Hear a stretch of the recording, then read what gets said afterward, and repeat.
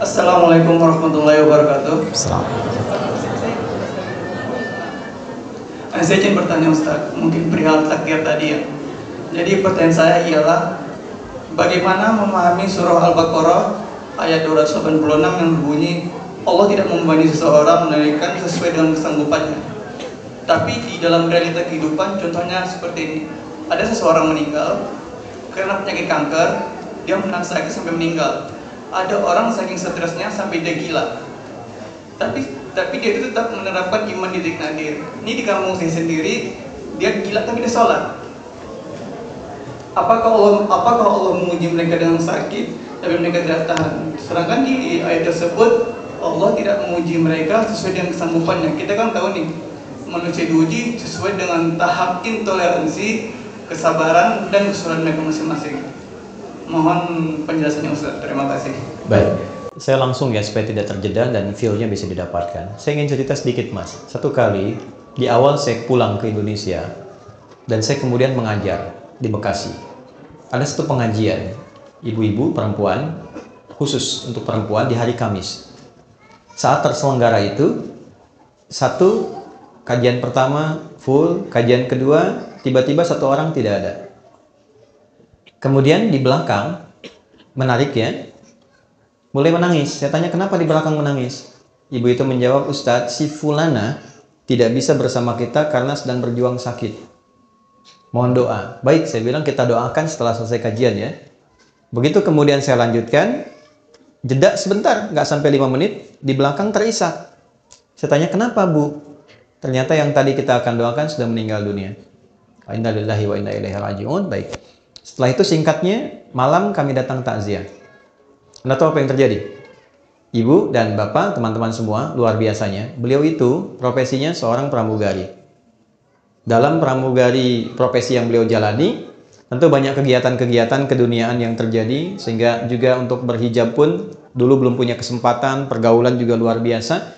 Di ujung hidupnya, Mas, ini yang penting saya sampaikan, dia memutuskan untuk berhenti, selesai, dan dia aktifasikan sisa hidupnya untuk memperdalam Islam. Dia ikut pengajian untuk merubah dirinya. Ketika ikut pertama pengajian, ternyata baru ikut pertama diagnosis muncul, kena kanker. Lalu masuk rumah sakit. Yang kedua itulah sampai terakhir, ternyata dia berada di rumah sakit sampai ujung hayatnya menjemput. Tapi tahu Anda apa yang terjadi? Ketika saya datang takziah, yang datang itu ibu-ibu pengajiannya, teman suaminya dari jamaah subuhnya, teman-teman lingkungan masjidnya, sedangkan teman seprofesinya belum bisa datang, di malam itu hanya mengirimkan bunga. Saya sampaikan dalam takziahnya, ini luar biasa cara Allah memuliakan hamba ini. Allah berikan sakit sampai ujung hayatnya. Satu, supaya mengisolasi dia dari kegiatan-kegiatan sebelumnya yang sudah dilakukan, sehingga dia fokus untuk bisa menyebut nama Allah saja dalam hidupnya. Setelah dia berubah menjadi orang baik, setelah cukup baginya kemudian beribadah, Allah jemput akhir kehidupannya di tempat dia terisolasi, sehingga dia tidak berbaur lagi dengan yang lain untuk membuat sesuatu yang menyimpang dari kehidupan sebelumnya. Maka apa yang terjadi? Dijemputlah dia dalam keadaan yang baik, dosa-dosanya digugurkan, diberikan pahala yang kuat untuk dirinya, dan yang terakhir yang paling indah, bahkan dimuliakan dan diantarkan oleh tempat-tempat di lingkungan pengajiannya. Yang mau saya katakan apa? Semua apa yang Allah telah tetapkan, yang kita lihat sekarang itu cuma namanya saja. Sakit, kena kanker, kena tumor, macam-macam. Pada hakikatnya, semua itu ujian hidup. Oke? Satu dulu itu. Pada hakikatnya, semua itu ujian apa? Ujian hidup. Nah, semua bentuk ujian itu, apapun yang dialami, feel-nya pasti sama. Yang sakit misalnya, divonis dengan kanker. Yang baru dipecat dari, misalnya pekerjaannya. Sama-sama terasa, vonis itu kan menyakitkan kan? Sama-sama terasa nggak enak ya? Sama-sama terasa gelap kan? Substansinya sama, diuji dengan nama yang berbeda, tapi dengan rasa yang serupa. Semua kita dalam hidup akan mengalami peristiwa-peristiwa ujian-ujian itu dengan dua tujuan. Satu, ini yang saya ingin maksudkan. Nanti saya kembalikan ke Quran surah kedua ayat 286. Satu, supaya dalam perjalanan hidup itu, satu, kita bisa kenal Allah. Ini. Semua yang kita alami itu tujuan akhirnya untuk mengenal Allah. Anda belajar sepintar apapun, tujuan Anda diberi ilmu sampai sedemikian pintar supaya kenal Tuhan. Makanya disebutnya ilmun, ain lam mim, ketika dikerjakan jadi amal, ain mim lam, objeknya alam, ain alif lam. Ain alif lam, alam itu artinya tanda dalam bahasa Arab, tanda yang mengenalkan pada Tuhan. Kalau dijamakkan jadi alamin. Kita declare dalam salat alhamdulillahi rabbil alamin. Nah, sebanyak-banyaknya ilmu itu untuk kenal Tuhan. Sampai kalau lihat langit itu kita tahu, oh betapa indahnya Allah menciptakan ini. Begitu lihat lautan, betapa luar biasanya Allah menciptakan ini. Kalau cuma kita sampai hanya menyimpulkan lautnya bagus, bintangnya bagus, itu baru luarnya. Belum sampai ke titik ilmunya. Itu ada di Quran, surah ketiga ayat 190 sampai dengan ayat 200-nya. Nah, dari kita mulai menapaki hidup, tujuan terbesarnya kenal Tuhan. Anda kerja sampai kaya, sampai punya harta dan sebagainya. Silahkan. Tapi kalau sampai banyak harta nggak kenal Allah, ada sesuatu yang salah dalam episode kehidupan itu. Nah, ada orang-orang yang dikenalkan lewat sifat sukacita, suka. Hal-hal yang cenderung disukai. Dan bercita-cita untuk mendapatkan itu. Pintar, kaya, punya kedudukan. Ujungnya apa? Kenal Tuhan. Gimana caranya dengan harta itu kita dekat dengan Allah? Gimana caranya dengan kedudukan kita dekat dengan Allah? Ini konsepsinya ada di Nabi Sulaiman misalnya. Ketika dipuji, Anda begitu hebat bisa menaklukkan awan dan sebagainya. Apa jawab beliau? Hadza min fadli rabbi liyabluwani aashkuru an akfur. Ini keutamaan yang Tuhan titipkan pada saya hanya untuk menguji secara konseptual apakah saya kenal Allah atau tidak. Mengenal Allah dengan sifat sukacita disebut dengan syukur namanya. Oke? Jadi syukur itu bukan sekedar mengucapkan alhamdulillah di lisan kita dari nikmat yang kita terima. Syukur itu bagaimana kita mengolah nikmat yang Allah kasih kepada kita untuk menggunakan nikmat itu supaya lebih kenal dan dekat dengan Allah. Disitulah baru terasa nikmatnya punya Tuhan. Apa fungsi mata? Bukan kalau cuma sekedar melihat, hewan juga melihat. Ayam melihat, kambing melihat. Mata kita ditugaskan untuk melihat yang baik-baik. Bagaimana taunya yang dilihat baik? Pelajari ketentuan Tuhan. Baru terasa punya Tuhan ketika dipraktekkan ketentuan itu. Kata Allah, jangan lihat, dipalingkan. Baru kita merasa iman kepada Allah. Kalau nggak pernah kita ikuti, kita nggak merasa punya Tuhan. Makanya yang sudah beriman, sudah berislam, kan nggak semua bisa dilihat. Ya kan? Anda keluar, lihat reklame di luar. Ada tampilan postur yang tidak boleh dilihat. Kan Anda palingkan kan? Lalu lisan Anda berkata, astagfirullah. Nama Allah disebut. Dan tidak ada yang terlambat. Matanya tetap, lisannya istighfar. Astagfirullah. Nggak begitu. Ya kan? Nah, disitulah baru terasa nikmatnya punya Tuhan. Itu satu. Ya, yang kedua, ada ujian yang kedua terasanya duka. Nih. Secara konseptual, apa yang diberikan? Ya, Allah kasih contoh. Misal, ujian pertamanya sakit. Anda sebut sakit tadi. Tahu Nabi Ayub kan? Oke, Nabi Ayub dengan kita soleh mana? Nabi Ayub. Beliau Nabi, kita bukan. Pernah nggak berbuat maksiat Nabi Ayub? Tidak. Salah apa Nabi Ayub sampai diuji dengan penyakit yang dideskripsikan dalam Al-Quran? Penyakit itu tidak akan pernah dialami orang setelahnya dan tidak pernah dialami orang sebelumnya. Tidak akan pernah dialami orang setelahnya dan tidak pernah dirasakan orang sebelumnya. Artinya spesial, betul-betul sakit. Nabi loh, sakit.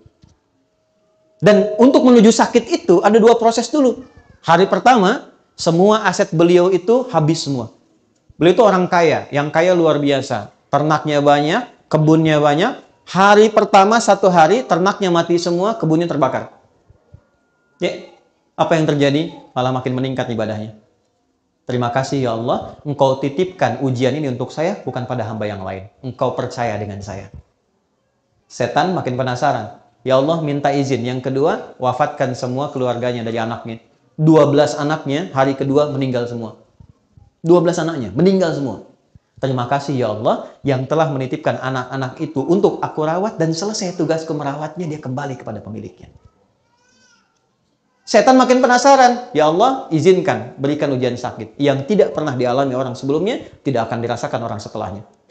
Ya, yang kalau di tafsir-tafsir itu agak berlebihan sampai ada binatang macam-macam mau sholat dilepas dulu, itu agak berlebihan. Intinya sakit yang luar biasa.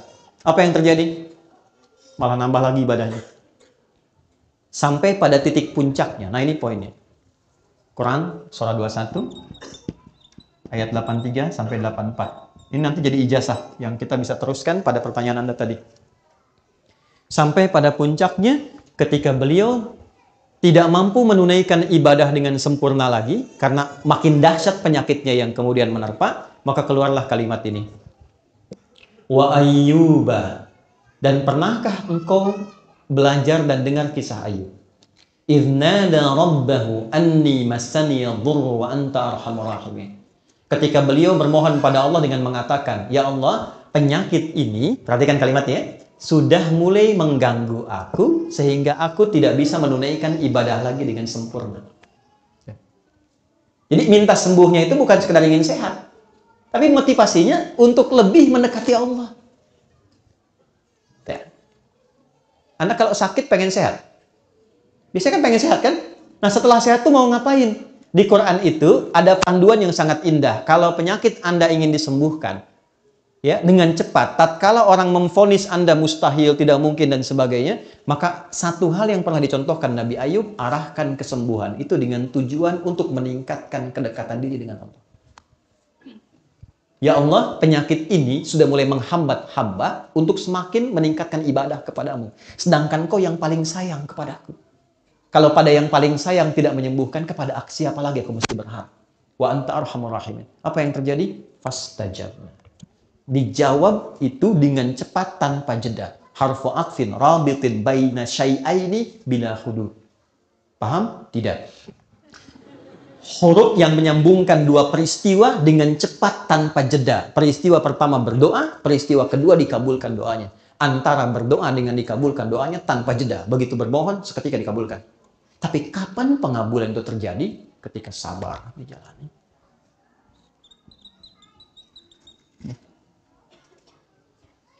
Istrinya berkata begini, Papa, kalau bahasa kita ya, Papa kan Nabi, Rasul. Minta aja sama Allah sembuh. Nggak minta kaya, minta sembuh, pasti dikabulkan. Apa jawab Nabi Ayub? Swes, jawabnya apa? Kata Nabi Ayub gini, Mah, berapa lama kita ini kaya?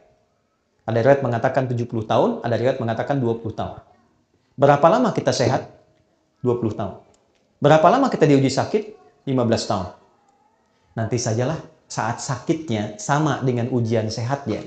Selama 20 tahun, baru aku minta kepada Allah. Aku malu diuji sehat 20 tahun, diuji keberkahan 20 tahun, baru diuji sakit, sabarnya belum optimal, aku sudah minta kepada Allah. Nanti saja, kalau sudah sama ujian sakit dengan sehatnya, baru aku minta.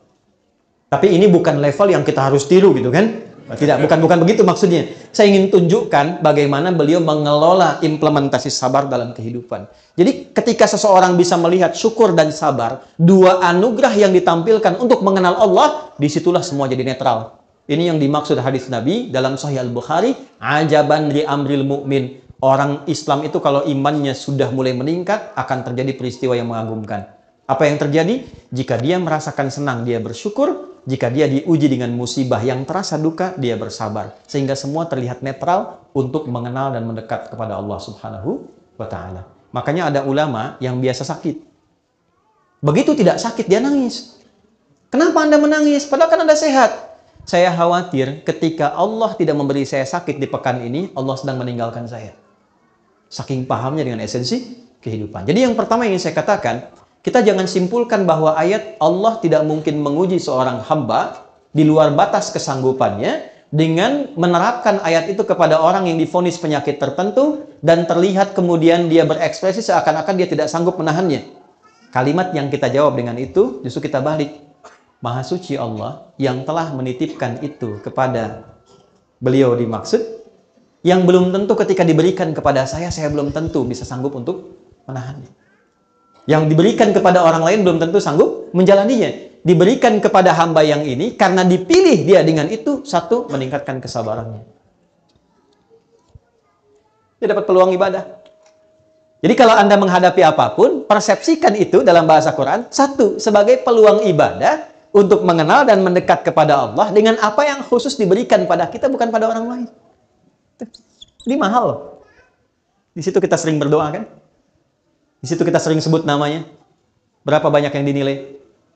Di situ kita simpulkan untuk kreatif, menjalani hidup dengan baik.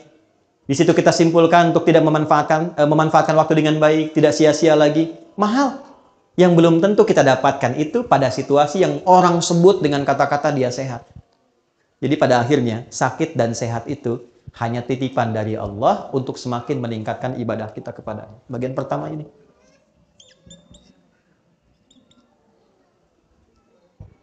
Dua. Sebentar, maksudnya yang kedua tadi kan saya jawab dua. Nah, di satu bagian, jadi satu bagian yang pertama saya kembalikan, la yukallifullahu nafsan illa wus'aha, bukan dipahami dari ekspresi hambanya, tapi dipahami dari perspektif Allahnya ketika memberi. Allah menilai dia sanggup menjalani itu sampai titik yang diberikan oleh Allah untuk bisa menanggungnya. Adapun yang didapatkan dari situ adalah hikmah. Jelas hikmahnya kemana? Karena itu gini, cara bersikapnya, diberikan oleh Allah apapun, terima dulu. Cara bersikapnya itu. Katakan pada diri kita, terima kasih ya Allah yang telah menitipkan ini kepada saya, bukan pada yang lain, karena Engkau menilai aku sanggup menjalaninya. Setelah itu yang kedua, kenali Allah dengan petunjuk-petunjuk yang diberikan kepada kita lewat pemberian itu. Jadi kalau sakit, belajar hikmahnya tentang ayat-ayat sakit. Jangan Anda sakit, belajar yang dikaji tentang ayat-ayat bisnis. Nggak nyambung. Pelajari Nabi Ayub, Nabi Ibrahim ketika sakit bagaimana, ya. Dan yang kedua tadi yang ingin saya sampaikan, supaya kita bisa menikmati proses ikhtiar di dalamnya, sehingga mengumpulkan banyak pahala yang mungkin bisa kita raih, yang tidak ditemukan dalam kondisi apa? Sehat. Jadi semua netral terlihatnya. Allahu a'lam.